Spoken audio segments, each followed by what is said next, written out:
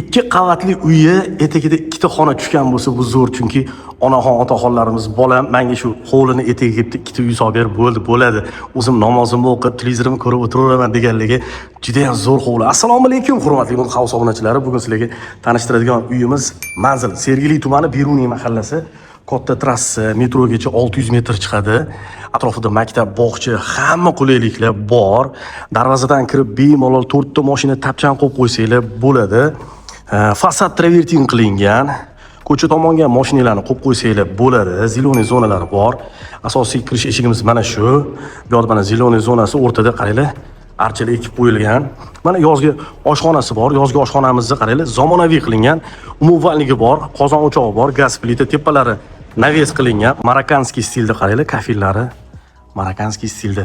Tashqarida bu yerda mana bitta hojatxona qilingan. Ichiga mana shu tomon uchun kotел o'rnatilgan. Duxkontrli kotел. Mana qaranglar. Alohida mehmonlar uchun hojatxona.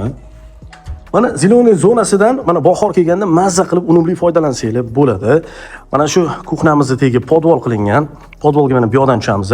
Podvalda ham kotел, bu tomon uchun kotел qilingan. Duxkontrli kotел, issiq suv boylerlari o'rnatilgan. Kelinglar mana shu etagidagi ikkita xona bilan tanishamiz. Kirganimizda bitta xona keladi. Qaranglar, xonada ham divan kreslolar qo'yib mazza qilib o'tirsanglar bo'ladi. Televizor qo'yib, mana konditsioner ham o'rnatilgan. Mana bu yerda mana aytganimdek onaxon otaxonlarimiz uchun spalni ichida o'zini mana sanuzliga ega. Qaranglar, juda ham chiroyli qilingan.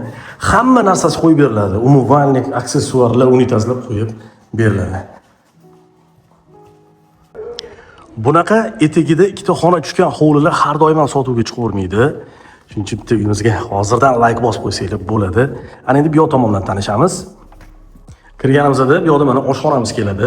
Oshxonaga ham konditsioner o'rnatilgan, kafel qilingan, to'pli pol desaydi. Plus mana qaranglar, batareyaga joylab tashalgan. Tak batareyalar ham qo'yib beriladi. Bu yoqda mana birinchi qavatga mo'ljallangan umumiy sanuzul. Hamma aksessuarlar qo'yib beriladi bunga ham. Mana bu birinchi qavatdagi mehmonxonamiz. Qaranglar. Konditsioneri bor, chiroyli lyustrilgan qaranglar. Lustra ham har bitta xonaniki e'tibor bilan qilingan. Ikkinchi qavatga ko'tarilar ekanmiz, bu yerda mana oyna qilingan.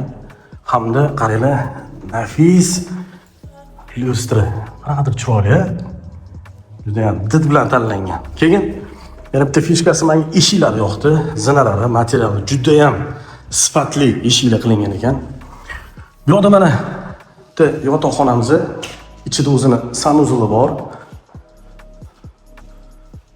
Bemalol 3 ta oila yasasi bo'ladi. Mana bu yerda ham bitta yotoqxonamiz. Mana bu ikkinchi qavatga mo'ljallangan umumiy sanuzul. Mana bu yerda ham bitta yotoqxonamiz. Qaranglar, lustralar juda ham chiroyli. Mana bu yerda ham ikkinchi qavatdagi mehmonxonamiz joylashgan. Qaranglar, konditsioneri bor.